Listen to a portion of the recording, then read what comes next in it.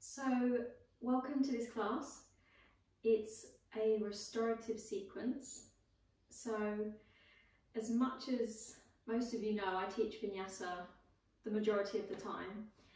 And as much as I love the Vinyasa practice and the creativity that it allows you to bring to the sequences, I think there can sometimes be an underlying kind of tone of trying to achieve something, or perhaps just trying to get somewhere. You'll often work toward a peak pose in a Vinyasa sequence. So there's that element of kind of trying to work toward some kind of goal. So it's quite goal oriented sometimes. And that can sometimes just bring the ego into the practice a little bit, sometimes. So I think, particularly in the way that we're being forced to live now, where we've got the kind of physical restrictions in how we can interact, I feel like the mind perhaps hasn't quite caught up with that yet. So for myself anyway, there can be experiences of quite a lot of agitation and kind of restless feelings, where you feel like you're kind of not doing enough or not being as productive as you would like to be, because I think that's perhaps just the culture that we are in, kind of what that drives us and propels us toward. So for me at the moment, the restorative practice is really quite a nurturing, kind of a soothing practice to do to help ease those agitations within the mind, and to help the mind to accept the physical situation that we're in at the moment. So we're going to need a few props. So a yoga bolster is going to be needed, a blanket, and if you have 2 bricks, then great. If you just have the one, then that should work as well. We can work with one. And we're going to start lying down. So I would suggest having a blanket underneath the head. You can fold it to whatever thickness you might need and have a brick nearby. And then the bolster's going to go under the knee crease. So we're going to bring the legs over and shimmy the bolster in. Now, I tend to have the bolster on its tall edge. So you'll see that the bolster's kind of got more of a flat side where it's been sat on, but it's also got a slightly taller side. So flip it up onto its tall edge to support the knee crease. Try and make sure that the heels are in contact with the floor. Okay? And then bring yourself back and try to just support the head and the neck. Now what you can do with the blanket, which is quite nice, is to roll the blanket under, just where the blanket meets the neck, and create a little bit of a lift underneath the neck curve. Okay, so you've got this support of the neck curve where it lifts off the floor, and then you've got the support at the base of the skull. And then you might just want to adjust your shoulder blades slightly down the back, smooth the back of the pelvis toward the front, and make sure that the legs are neutral. So by that, what I mean is the feet aren't dropping outward. And if they are, then you're going to roll the thighs in one at a time, and just try and center how the thigh bones sit in the hips. The arms can rest however you prefer, so they might be out to the sides. You might want to have the hands resting on the front of the body. So just make any small adjustments that are going to help you feel more relaxed. And if you have an eye pillow at home, by all means, use your eye pillow either across the eyes or across the forehead. As the eyes close, you begin to soften the expression on the face, releasing the skin of the forehead, softening the eyes, eyes, loosening the jaw and softening the tongue.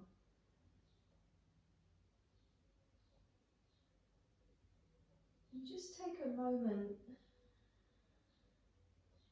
feeling where the back of your body is in contact with the ground. So from the base of the skull, or the back of the skull, down through to the backs of the shoulders and the arm bones, backs of the hands, feeling the back of the rib cage and pelvis resting deeply into the mat, and then following the length of the thigh bones down through the lower legs and the heels.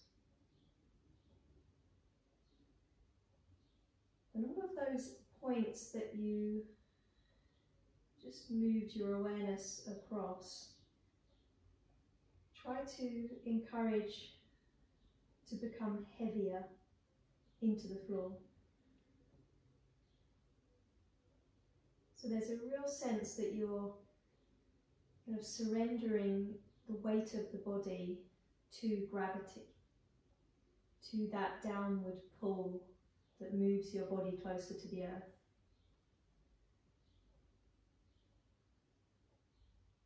And then start to follow the natural movement of your breathing.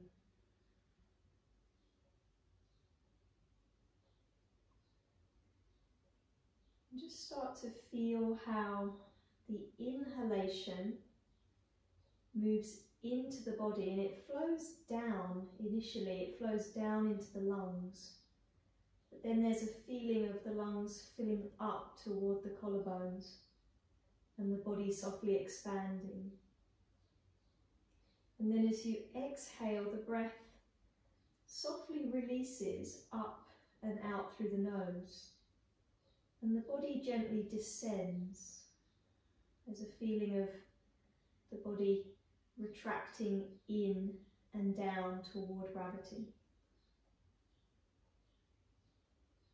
So the inhale moves in and down into the body, softly expanding outward, creating a quality of fullness. And then as you exhale, the breath softly releases, the body moves toward gravity, and there's a softening. So the inhale is full and expansive. We feel how the body moves and accommodates the breath. And then the exhale gently releases and the body softens.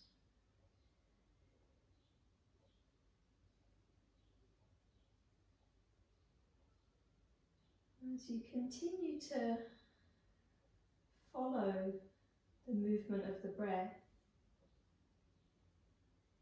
start to get a sense of the interior space of the body, particularly the torso, the space in which we feel the breath moving in and out.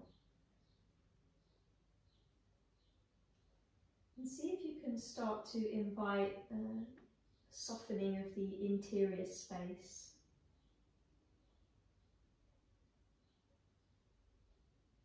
So as the breath moves into the lungs can easily expand, and the rib cage can softly move outward in all directions to accommodate the breathing. The diaphragm is soft, so that band of muscle that sits across the bottom of the rib cage, we allow to be soft and easy as you breathe. And the abdomen is relaxed, so just noticing any gripping around the belly, around the lower back, the glutes. Try and invite that to soften and invite the breath to move more deeply down into the depths of the torso.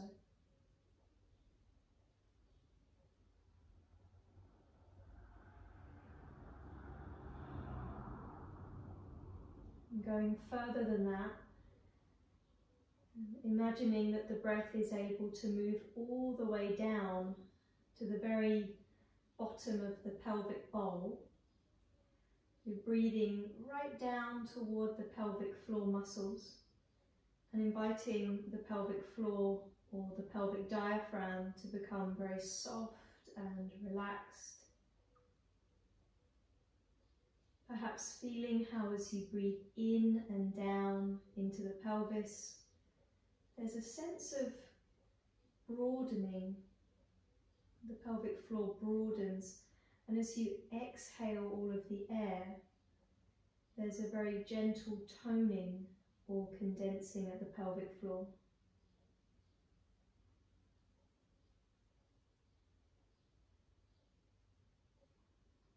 And then just let the whole body become very relaxed, become very soft.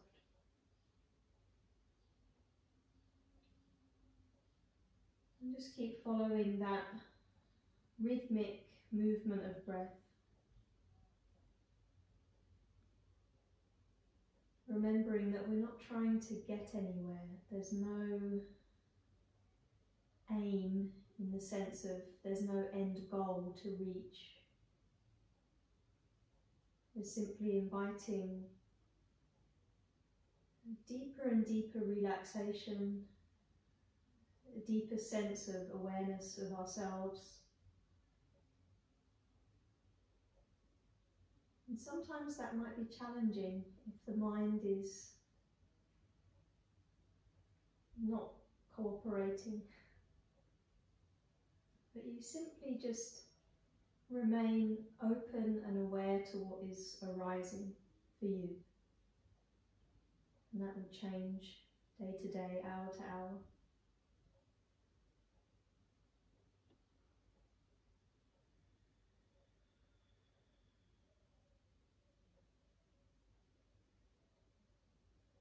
Okay, let's start to open the eyes.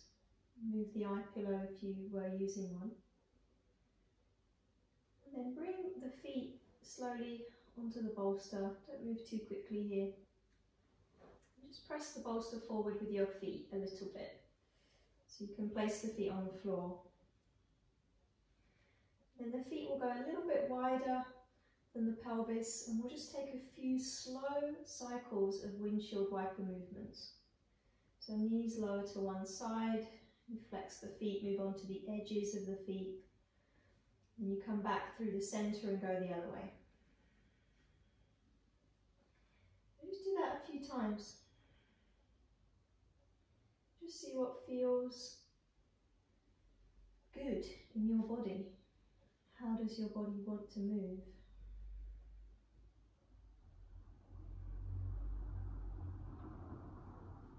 And once you've done about even amounts right to left, if you can remember which side you started on, come back to centre, bring the feet back to hip width, and just take the right ankle across the left thigh for thread the needle pose. Open the right knee away from the body, spread the sole of the right foot, and then draw the left thigh in, so you're going to clasp behind the thigh, and just take a few breaths. You can relax that left ankle and foot. And then after a couple of breaths, just see if you can start to extend the left leg up toward the ceiling. Now, the back of the left thigh is going to press into the bind of your hands. The bind of your hands is going to resist the back of the thigh, so you end up straightening the arms pretty much.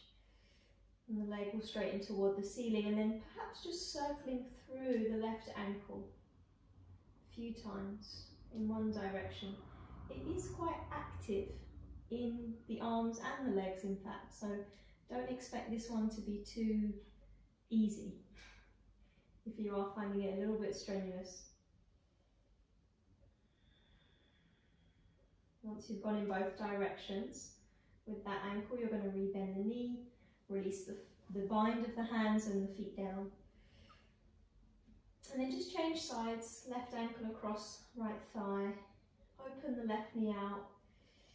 Just notice how that feels in the left hip crease and groin For me, this side's a little bit stickier, so it doesn't quite want to open out. And then we're going to hug that right thigh in, clasp behind the thigh, as opposed to in front of the shin. Just take a couple of breaths. Spread the sole of the left foot.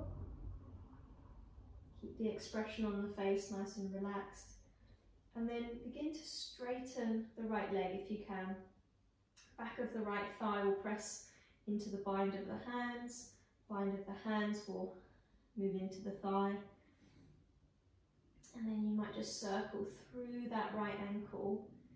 Try to really articulate the joint. You might even spread and curl the toes as you do this one. Change direction. Make sure you go both ways.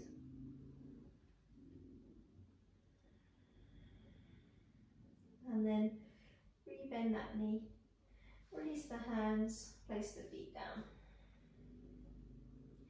Okay, let's move the blanket. We're going to swap the blanket for a brick underneath the head. And you're going to take the brick onto its slightly taller side. Not its really tall side, that would be impossible and really uncomfortable. But if you can just go on the slightly taller edge and place it right at the base of the skull. Okay, so I'm not really on my neck too much. I'm kind of hooking the very base of the skull. The chin will move in toward the chest. And then just close the eyes. Take a moment to let the weight of the head rest back. Soften the face, smooth the skin of the forehead down toward the eyebrows. And then turn the head really slowly one way. And then come back through the center and go the other way. Okay. Just do this a few times. Now, depending on how hard your brick is, you'll get different levels of kind of intensity from this. The base of the skull carries a lot of tension. And when we start to massage the base of the skull like this, it can be quite tender in places. So you might find that as you go to one side, it's kind of tender. And you might want to stay with it for a bit. And there are some cranial nerves that come out through the base of the skull that relate to our relaxation response. So it can be quite a good biohack in kind of switching on that parasympathetic nervous system response that helps us relax. Now again, once you've done even amounts right to left, you're going to come back through the center and just take a breath. And then you're going to move the brick off to the side and rest the head down to the floor.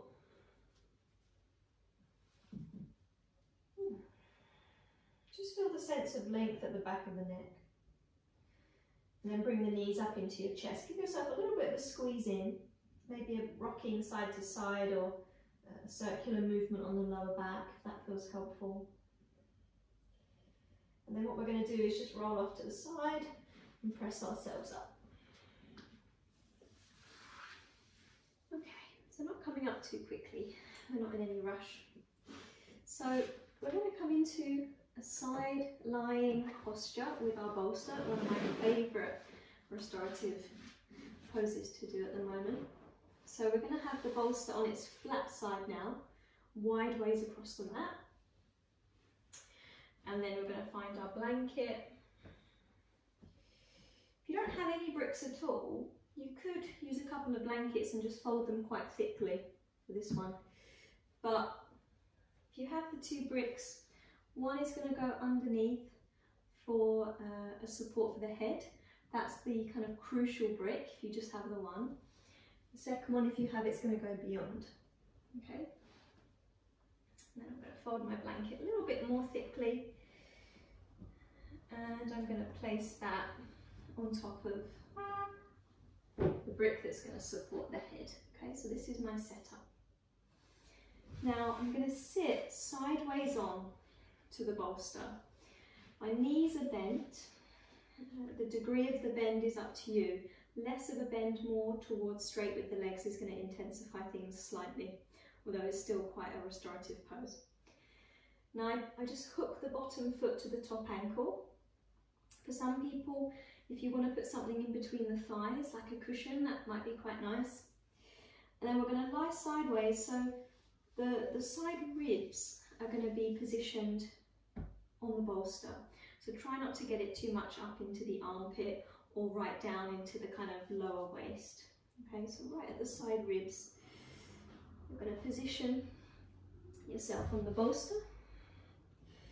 The bottom arm is just going to be in the gap, and then the head is going to rest on the brick and the blanket. Now the underside hip, I just want to scoot that slightly away from the bolster, just to help lengthen the underside waist. And then from here, what we're going to do is we're going to sweep the top arm overhead. Now, you might have the second brick, in which case you find that brick and you lightly drape your hand over it. Okay, if you haven't got that brick, see if you might take the fingertips to the ground or find the end of your mat that you can just lightly clasp onto. Okay, so it's nothing strenuous is happening. There's a gentle length through the top arm, but that's about all of the effort that you're going to need. And what I really like about this pose is that it's just a really nice way to open up into the side ribs. So you get a real sense as you inhale that you're breathing up into the top side rib cage and into the top side waist. And there's this nice sense of length and opening that helps us to free up the movement of the breath a bit more. So just go ahead and close the eyes. Just take a moment or two. Perhaps just initially a more conscious depth to the breath to invite that opening in the top side.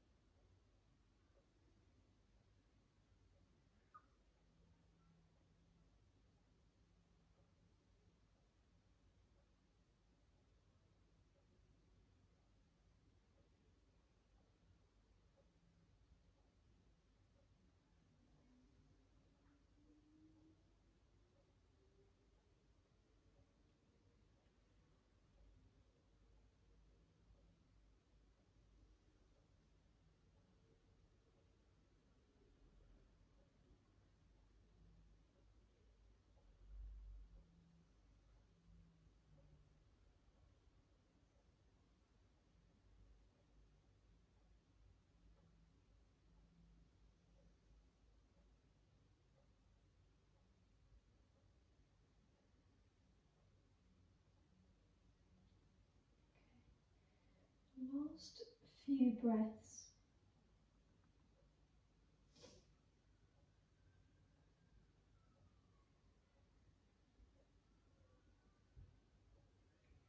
And then we're going to release the top arm down.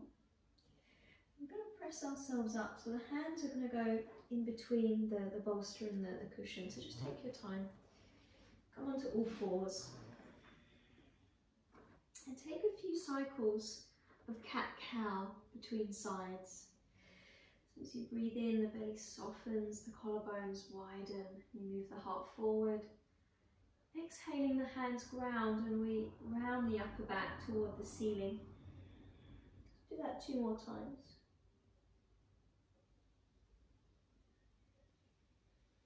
Shoulder blades slide down the back on the in-breath. You move the breastbone forward. And exhale, rounding. Last one.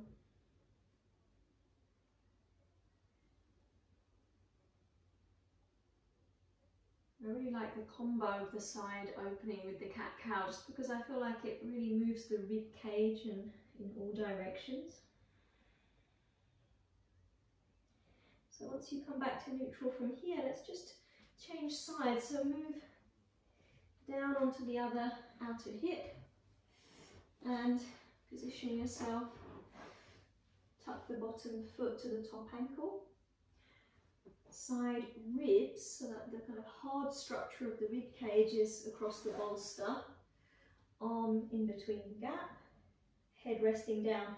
Adjust the bottom outer hip away from the bolster a touch.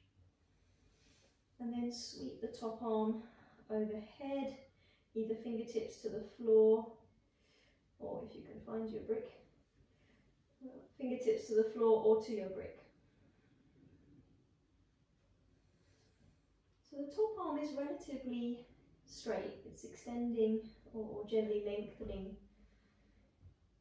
toward the front. You're just settling in for a moment and then beginning to invite the breath to move up into the top side ribs. It will do that anyway, but you can add a gentle conscious effort to deepening the breath up into the top side ribs. And just feeling that, so feeling how on the inhale there's this kind of opening between the ribs as you expand the top side, and then as you exhale there's a softening and perhaps more sense of lengthening through the top arm.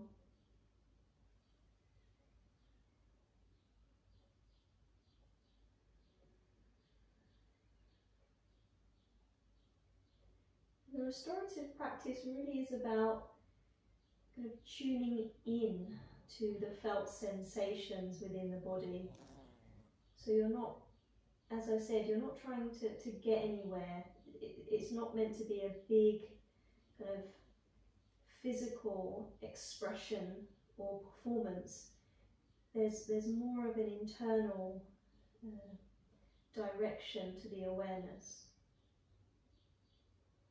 almost toward a meditation.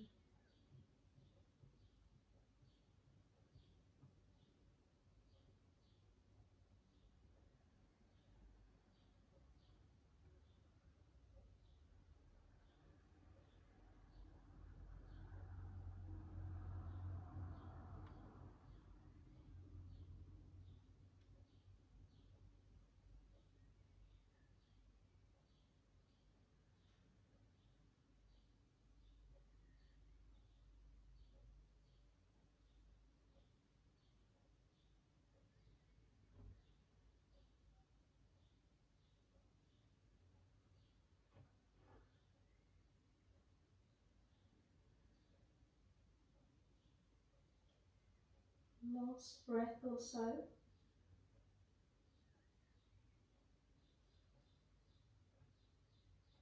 And then we're going to release the top arm. Going to press ourselves up onto our hands. Back to all fours. Just 2 or 3 more cycles of cat-cow at your own pace.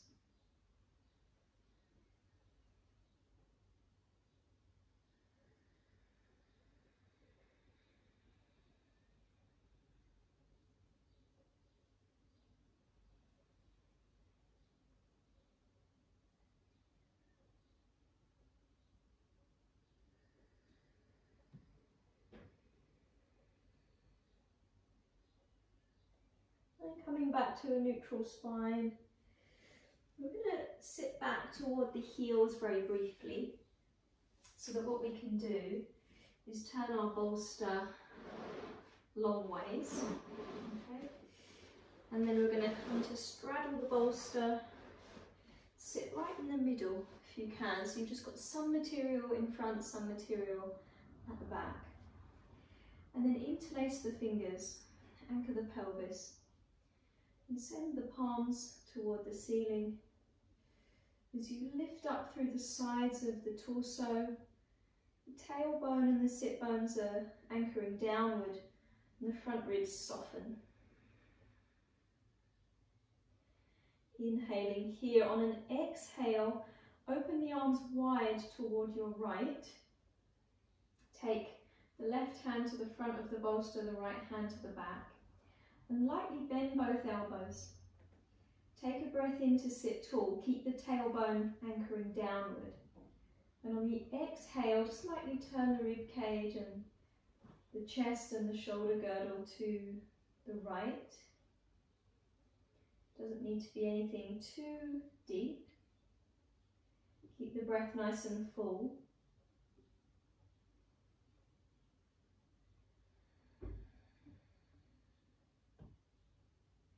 Notice any tension around the neck and tops of the shoulders. Just see if you can invite that to soften. And then undo. Interlace the fingers the other way, so put the other set on top. Stretch the palms up toward the ceiling. Anchor the tailbone and the sitting bones down as you lift through the sides of the waist. On an exhale, open the arms wide to the left. So again, right hand to front, left hand to back. Lightly bend the elbows so that as you next exhale, you can turn very lightly to the left. But as you anchor the sit bones, the lower back is pretty stable when you rotate. So really it's the thoracic spine that you're moving through. The neck is relaxed, so you can keep the chin more or less in line with the breastbone. And then slowly undo. Okay, so we're going to stay on the bolster, but we might just shimmy back a little bit toward the back end. I've got my brick and my blanket there. Okay, so that's already set up for child's pose. So what I'm going to do is I'm going to come forward. Okay, for the ladies, you're probably going to want to relieve your chest, so you just come to the breastbone, bottom of the breastbone, and you'll kind of find a good position. I just have my forearms on the ground. I'm going to rest my forehead down onto the cushion of the blanket. Now you'll find for different people, different heights will be needed for the head. So you might find that if there's a crunching at the back of the neck and kind of a collapsing of the chin down toward the floor, you need to go lower, okay? For other people, you might need to build up a bit of support, okay? So that when you rest the forehead down, you've just got this nice length to the back of the neck that isn't collapsing, it doesn't feel tight, it's just kind of lengthening and relaxed. And then I'm going to turn my palms upward. I'm actually going to adjust this down a touch, so you'll need to tweak things. And then once you're comfortable, go ahead and close the eyes.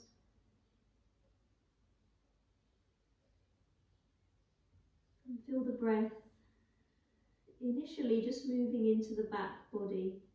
So as you breathe in, the back ribs, the lower back and the waist expands with the breath. As you exhale, there's a softening of the back.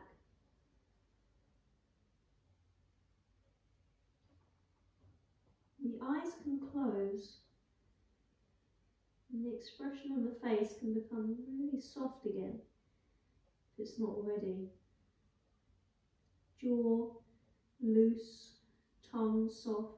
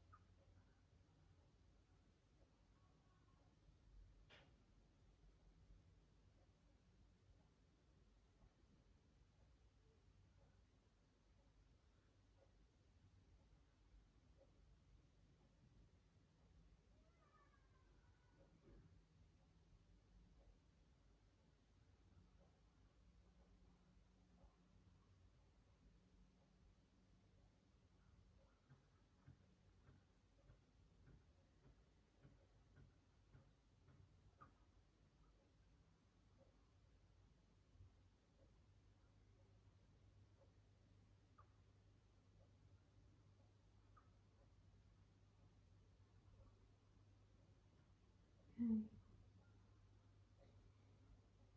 So you can stay here as long as you want to and pause the video. Otherwise we're going to start to come up. The thing with the restorative practice really is that the longer you hold, the more deeply you'll feel yourself kind of relax and you'll feel the nervous system shift. So really, if you have the time, longer held postures are really helpful, even if it's just one or two that you can do. So we're just going to move things off to the side. And I'm going to come off of the bolster now. I'm going to come into a variation of legs up the wall. So in fact, I might just do a little bit of reshuffling of my space so that I can demonstrate that for you guys at home who want to come into legs up the wall using the wall space that you have. Okay. Now, I haven't got space to drag my mat with me to the wall, but if you do, then take your mat with you to the wall space. If not, you might just have a blanket. What I'm going to do is put my bolster at the wall, not right into it, it's going to be slightly away, okay? Because I haven't got my mat there with me, I'm going to just cushion the surface with a blanket so that I'm not going to be completely on that cold wood. Okay, so if you haven't got a bolster at home, you want to use a couple of blankets, you can layer up some blankets. I'm going to perch myself on the end of the bolster. The getting in and the getting out is the tricky bit. Once you're in, it's bliss, but it's the getting in part. So I'm sitting on the edge of my bolster, but I'm going to scoop my bum a bit closer to the wall. So I'm almost coming off the bolster and going toward the wall a bit more. Okay. And then what I'm going to try and do is take my hands behind me, swing my legs up, the tricky part, without shifting my bolster too much, which I seem to have done. And then I'm going to come in, okay? So I'm not as close to the wall as I might have liked to be, but that's okay. I'm supporting the back of the pelvis completely. So it almost feels as if my sit bones are just about to kind of come off the other side of the bolster, okay? And then with the arms, you might want to come into a nice cactus shape, nice open position. And then this is going to be where we finish our restorative practice before coming up. So it'll almost be like our Shavasana. If you don't want to use height under the pelvis, by all means, just do it from being on the floor. This is just a nice way of kind of increasing the sense of the inversion in the body and also getting a sense of a gentle extension in the back. So if you've got your eye pillow there, then place that on. If you want to put any layers on or an extra blanket on top, just make yourself as comfortable as you can.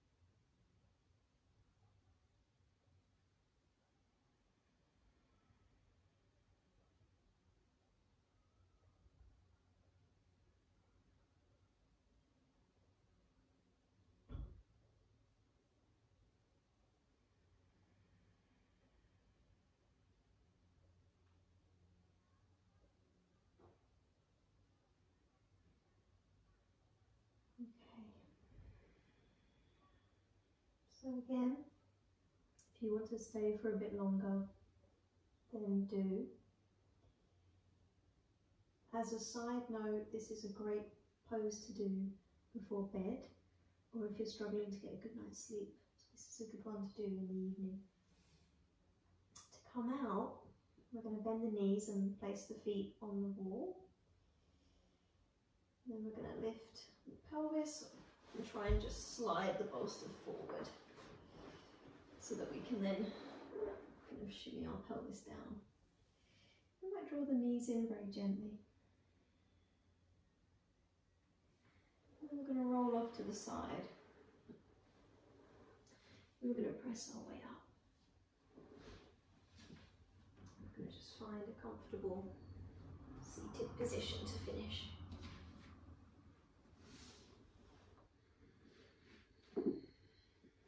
So just getting used to being upright. Feeling the structure of the spine aligning itself over the pelvis. Shoulders releasing away from the ears, the head gently bowing.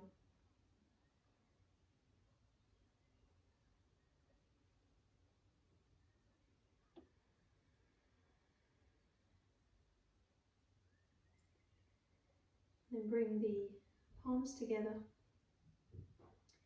Bow the head a bit more deeply in honour of the practice.